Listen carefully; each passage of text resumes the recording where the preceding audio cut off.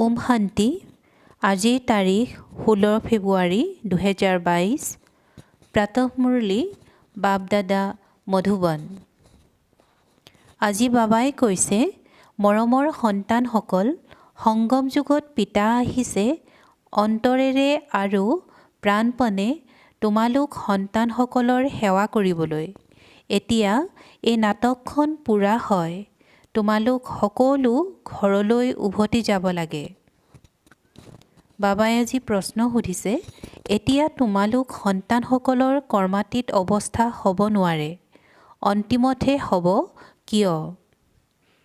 বাবাই উত্তৰত কৈছে, কিয়নো তোমালোক আত্মাসকল যেতিয়া কৰ্মাতীত হোৱা তেতিয়া তোমালোকক পাৱন তত্ত্বৰে গঠিত শৰীৰ লাগে। এতিয়াতো এই 5 তত্ত্ব পতিত হয়। যেতিয়া তত্ত্ব পাৱন হ'ব তেতিয়া কৰ্মাতীত অৱস্থা হ'ব। তোমালোক সন্তানসকল যেতিয়া সম্পূৰ্ণ পাৱন হৈ যাবা তেতিয়া ইয়াত থাকিবও নোৱাৰিবা। পাৱন হ'লে তেতিয়া পাৱন সৃষ্টিত পাৱন শৰীৰ লাগে। সেয়েহে তোমালোক এতিয়া অৰ্ধবৰ্ণৰ হোৱা। অন্তিমত তোমালোকৰ সম্পূৰ্ণ বুদ্ধিযোগ স্থিৰ হৈ যাব। তোমালোক পাৱন হৈ যাবা। তোমালোকৰ সকলো বিকৰ্ম বিনাশ হৈ যাব আৰু তোমালোকৰ কৰ্মাতীত অৱস্থা হৈ যাব। আৰু আজিৰ গীত দূৰ দেশ কা ৰেহনেৱালা, দূৰৈ দেশৰ নিবাসী। ওম শান্তি। দূৰৈ দেশৰ নিবাসী পথিক। যিজন পথিকক সকলো মনুষ্য মাত্ৰই অথবা জীৱ আত্মাই নিশ্চয় স্মৰণ কৰে। বাস্তৱত সকলো জীৱ আত্মাই পথিক হয়। যেনেকৈ পিতা পৰমধামৰ পৰা আহিবলগীয়া হয়, তেনেকৈ তোমালোক সন্তানসকলো পৰমধামৰ পৰা ইয়াত ভূমিকা পালন কৰিবলৈ আহা। মইতো গোটেই কল্পত এবাৰেই আহিবলগীয়া হয়, সেইকাৰণে মোক অৱতাৰ বুলি কয়। তোমালোক এবাৰ ইয়ালৈ আহা, আকৌ ইয়াতেই পুনৰ্জন্ম লৈ থাকা। মই এবাৰেই সন্তানসকলৰ ওচৰলৈ অন্তৰেৰে আৰু প্ৰাণপণে গভীৰ আন্তৰিক প্ৰেমেৰে সেৱা কৰিবলৈ আহোঁ। পিতাৰতো সকলো সন্তানেই প্ৰিয় হয়, নহয় জানো? এনেকুৱা কোনো পিতা নাই যাৰ সন্তানৰ প্ৰতি মৰম নাই। সন্তানসকলেহে পিতাৰ পৰা উত্তৰাধিকাৰ পায়। সেয়া হৈছে সদৰ পিতা, এওঁ হৈছে বেসদৰ পিতা। এইটো কোনেও নাজানে যে পিতা কেতিয়া আহিব। পিতাই কয়, মৰমৰ সন্তানসকল, এতিয়া নাটক পূৰা হয়, উভতি যাব লাগে। ৰাস্তা কোনেও নাজানে, কেৱল কৈ দিয়ে বৈকুণ্ঠবাসী হ'ল, সিপাৰে নিৰ্বাণত গ'ল। এতিয়া তোমালোকে জানা, মাজতে কোনো উভতি যাব নোৱাৰে। যেতিয়া সকলোৰে ভূমিকা পূৰা হয় তেতিয়া পিতা আহিবলগীয়া হয়। তোমালোকে জানা যে আমি সকলো আত্মাই যেতিয়া শৰীৰত থাকোঁ তেতিয়া শৰীৰ সম্বন্ধত ভাই ভনী হওঁ। প্ৰত্যেকেই নিজৰ নিজৰ ভূমিকা পূৰা কৰিব লাগে। আকৌ সকলোৱে নিজৰ নিজৰ সময়ত ভূমিকা পুনৰাবৃত্তি কৰিব লাগে। আকৌ সকলোৱে নিজৰ নিজৰ সময়ত ভূমিকা পুনৰাবৃত্তি কৰিব লাগিব। পিতাক সকলোৱে স্মৰণ কৰে, হে পতিত পাৱন আহক, হে সীতাৰ ৰাম আহক। এজন ৰাম এগৰাকী সীতাৰ কাৰণে জানো আহিব? সকলো সীতাৰ এজনেই ৰাম।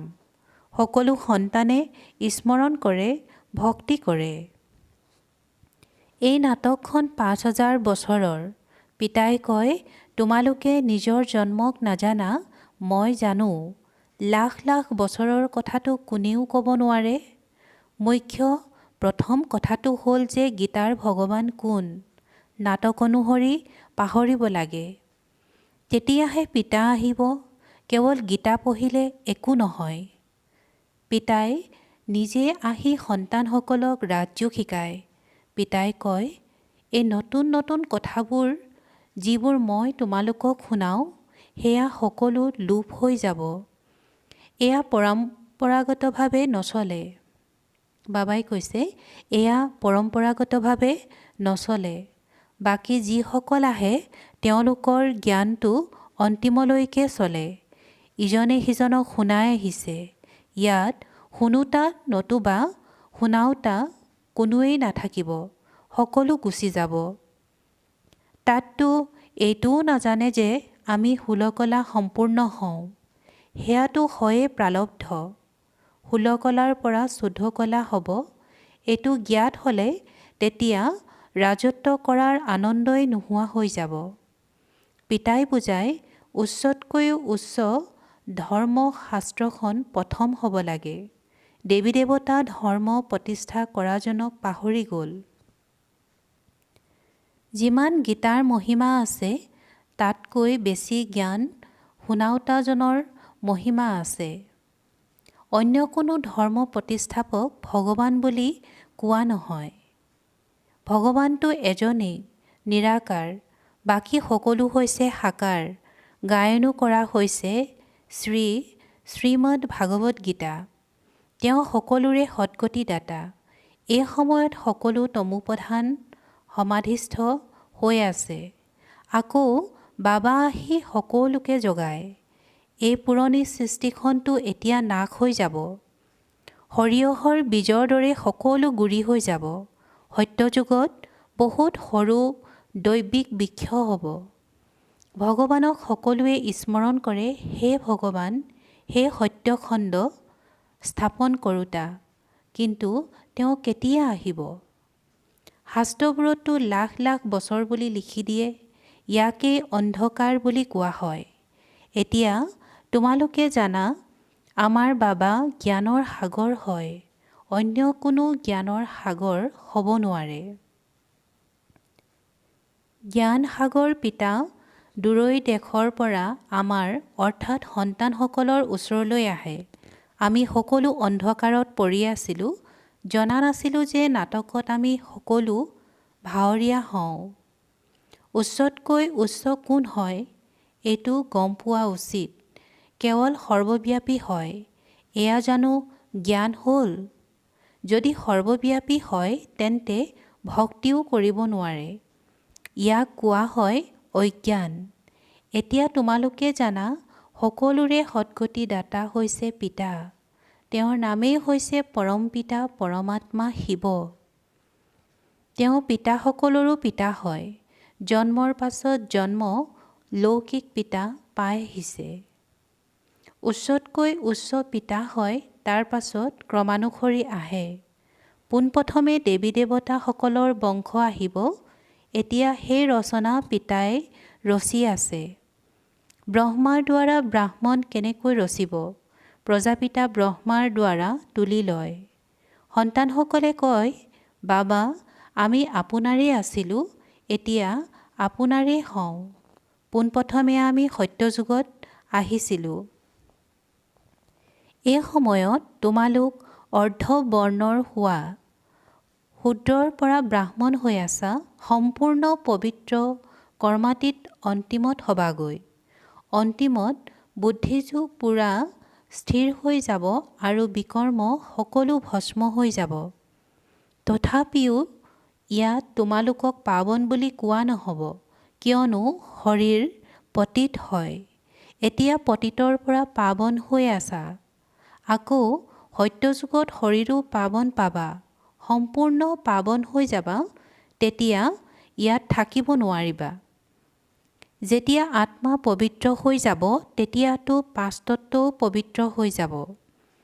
এতিয়া তোমালোক সন্তানসকল সংগমত আছা।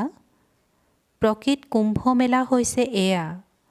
পানীৰ গংগালৈ যোৱা, এয়া হৈছে ভক্তিমাৰ্গ। সন্ন্যাসী লোকসকল স্নান কৰিবলৈ যায়, তথাপিও আত্মা নিৰ্লেপ বুলি কৈ দিয়ে। পিতাই কয়, ভক্তি মাৰ্গত তোমালোকে বহুত কিবাকিবি শুনিলা, এতিয়া নিৰ্ণয় কৰা শুদ্ধ কি? এয়া হৈছে অমৰ কথা, যাৰ দ্বাৰা তোমালোক অমৰপুৰীৰ মালিক হৈ যোৱা। তোমালোকক কেতিয়াও কালে খাব নোৱাৰে। তাত কেতিয়াও এনেকৈ নক'ব যে অমুক মৰিল। ইয়াত মৃত্যুলৈ কিমান ভয় থাকে। তাততো কেৱল পোছাক সলনি কৰে। ভাৰতৰ মহিমা অতি শ্ৰেষ্ঠ। যিমান পিতাৰ মহিমা সিমান ভাৰতৰ মহিমা। ভাৰতত লক্ষ্মীনাৰায়ণৰ মন্দিৰ এতিয়াও নিৰ্মাণ কৰি থাকে। কিন্তু পিতাক নাজানে যে তেওঁ কেতিয়া আহিছিল। যথাযথ সত্যযুগত দেৱী দেৱতাসকল আছিল। যিহেতু সত্যযুগক লাখ লাখ বছৰ দি দিয়ে, তেন্তে তাৰ দেৱী দেৱতাৰ সংখ্যা অগণন হ'ব লাগে। কোনেও বুদ্ধিৰে কাম নকৰে। এনেকৈ কয় যে গৰুৰ মুখৰ পৰা গংগা ওলাইছে। হওঁতে সকলো জ্ঞানৰ কথা। আকৌ সূক্ষ্মধামত বলধ আদি ক'ৰ পৰা আহিল? এই শাস্ত্ৰবোৰ আধাকল্পৰ পৰা ধৰি চলিয়ে আহি আছে। এই সকলোবোৰ কথা অতিকৈ মৰমৰ পিতাই সন্তানসকলক বুজায়। হওঁতে সকলো মোৰেই সন্তান, কিন্তু তোমালোক অতিকৈ মৰমৰ হোৱা। লক্ষ্মীনাৰায়ণে গম নাপায় যে কেতিয়া ৰাজত্ব কৰি গৈছে। ৰাধাকৃষ্ণৰ জন্মদিন উদযাপন কৰে।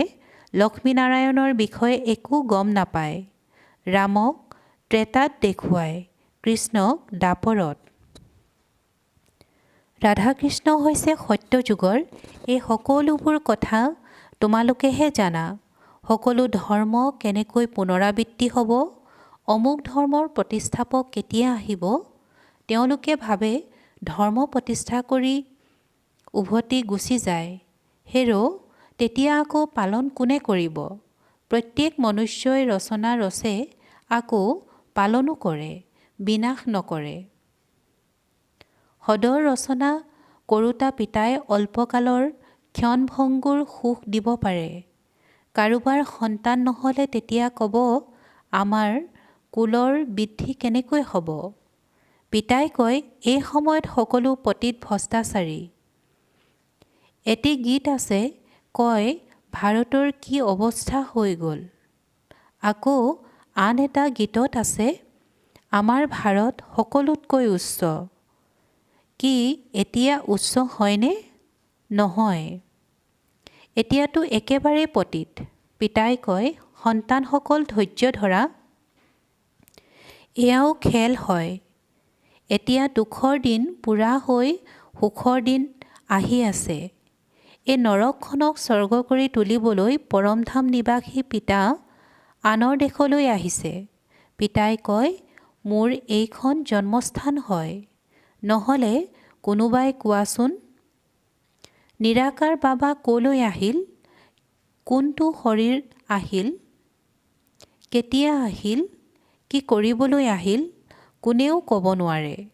তোমালোক সন্তানসকলে জানা যে পৰমপিতা পৰমাত্মা কেনেকৈ আহি পতিতসকলক পাৱন কৰি তোলে। পিতাই কয়, সন্তানসকল, মোৰ ওচৰত আৰু কোনো চিকিৎসা নাই। অতি মৰমৰ সন্তানসকল, তোমালোকে মোকহে পতিত পাৱন বুলি কোৱা, সৰ্বশক্তিমান বুলি কোৱা। এতিয়া 5 বিকাৰৰ ওপৰত বিজয়প্ৰাপ্ত কৰিবলৈ তোমালোকক শক্তি লাগে। ইয়াত হিংসাত্মক যুদ্ধৰ কথা নাই। এয়া হৈছে গুপ্ত। কেৱল মোক স্মৰণ কৰা।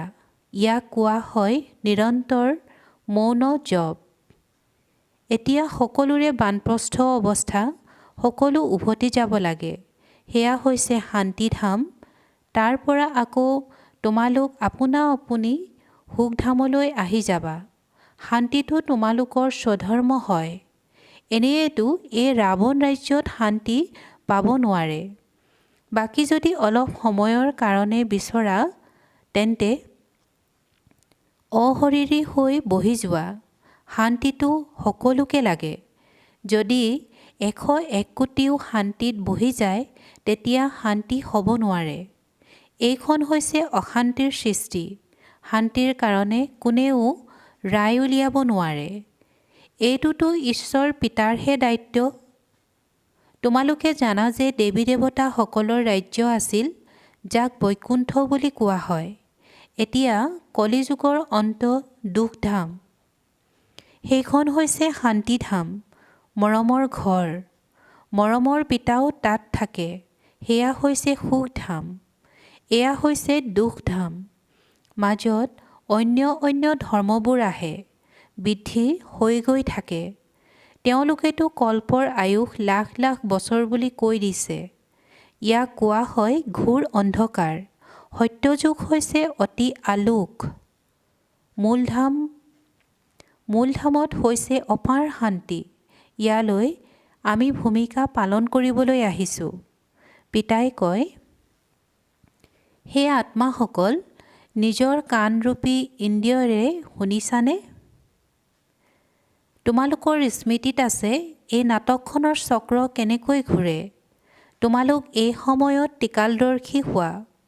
তোমালোক ব্ৰাহ্মণসকলৰ বাহিৰে আন কোনো টিকালদৰ্শী নহয়। ঋষি মুনিসকলে কৈছিল, আমি ঈশ্বৰক নাজানো, নাস্তিক। এতিয়া তোমালোক আস্তিক হৈছা। পিতা আৰু সৃষ্টিচক্ৰৰ আদি মধ্য অন্তক জানা। তোমালোকে তিনিও লোকৰে জ্ঞান পাইছা। তোমালোকৰ বাহিৰে আন কাৰো এই জ্ঞান নাই। লক্ষ্মীনাৰায়ণক ত্ৰিলোকীনাথ বা টিকালদৰ্শী বুলি কোৱা নহ'ব।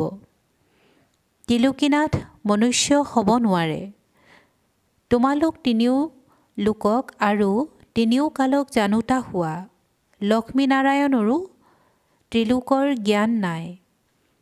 বিষ্ণুক সুদৰ্শন চক্ৰধাৰী দেখুৱায়। এতিয়া বিষ্ণুৰ দুটা ৰূপ হৈছে লক্ষ্মী নাৰায়ণ। ৰাধা কৃষ্ণ লক্ষ্মীনাৰায়ণ হয়। এতিয়া বিষ্ণুৰ দুটা ৰূপ হৈছে লক্ষ্মীনাৰায়ণ, ৰাধাকৃষ্ণই লক্ষ্মীনাৰায়ণ হয়।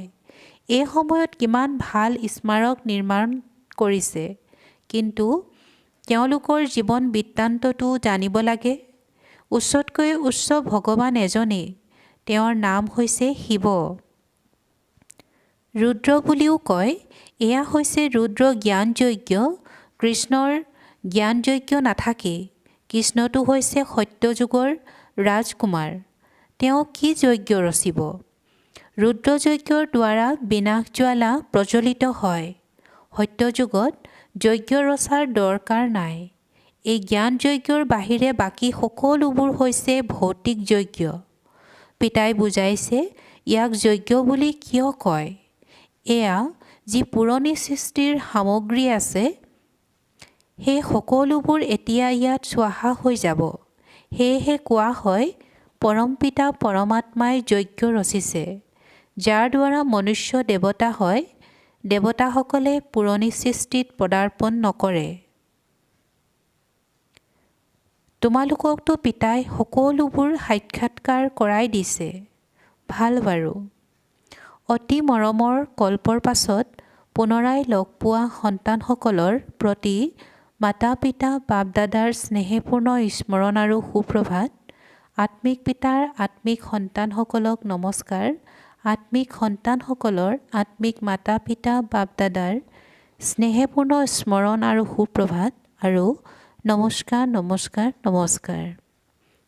ধাৰণাৰ বাবে মুখ্য সাৰ। প্ৰথমতে, নিজৰ শান্ত স্বধৰ্মত সদায় থাকিব লাগে। এয়া বানপ্ৰস্থ অৱস্থা। ঘৰলৈ উভতি যাব লাগে। সেয়েহে পিতাৰ স্মৃতিৰ নিৰন্তৰ মৌন জপ চলি থাকিব লাগে। দ্বিতীয়তে, কৰ্মাতীত হ'বৰ কাৰণে সম্পূৰ্ণ পাৱন হ'ব লাগে। বিকৰ্মৰ যি বোজা আছে, সেয়া স্মৃতিৰ যাত্ৰাত থাকি আঁতৰাব লাগে। স্মৃতিৰ শক্তিৰে বিকাৰৰ ওপৰত বিজয়ী হ'ব লাগে। আৰু আজিৰ বৰদান, শুদ্ধ সংকল্পৰ আৱৰণৰ দ্বাৰা সদায় ছত্ৰছায়াৰ অনুভূতি কৰা আৰু কৰাওতা দৃঢ় সংকল্পধাৰী হোৱা। শুদ্ধ সংকল্পৰ আৱৰণৰ দ্বাৰা সদায় ছত্ৰছায়াৰ অনুভূতি কৰা আৰু কৰাওতা দৃঢ় সংকল্পধাৰী হোৱা। তোমালোকৰ এটা শুদ্ধ বা শ্ৰেষ্ঠ শক্তিশালী সংকল্পই বহুত চমৎকাৰ কৰিব পাৰে। শুদ্ধ সংকল্পৰ বন্ধন বা আৱৰণ দুৰ্বল আত্মাসকলৰ কাৰণে ছত্ৰছায়া হৈ সুৰক্ষাৰ সাধন বা দুৰ্গ হৈ যায়। কেৱল ইয়াৰ অভ্যাস কৰোঁতে প্ৰথমে যুদ্ধ চলে। ব্যৰ্থ সংকল্পই শুদ্ধ সংকল্পক মষিমূৰ কৰি দিয়ে, কিন্তু যদি দৃঢ় সংকল্প কৰা তেন্তে তোমালোকৰ সংগী স্বয়ং পিতা হয়। বিজয়ৰ তিলক সদায় আছেই, কেৱল ইয়াক জাগ্ৰত কৰা, তেন্তে ব্যৰ্থ স্বতঃ নিষ্ক্ৰিয় হৈ যাব। আৰু আজিৰ শ্লোগান, ফৰিস্তাস্বৰূপৰ সাক্ষাৎকাৰ কৰাবৰ কাৰণে শৰীৰৰ পৰা পৃথক অনাসক্ত হৈ থকাৰ অভ্যাস কৰা। ফৰিস্তাস্বৰূপৰ সাক্ষাৎকাৰ কৰাবৰ কাৰণে শৰীৰৰ পৰা পৃথক অৰ্থাৎ অনাসক্ত হৈ থকাৰ অভ্যাস কৰা। ওম শান্তি।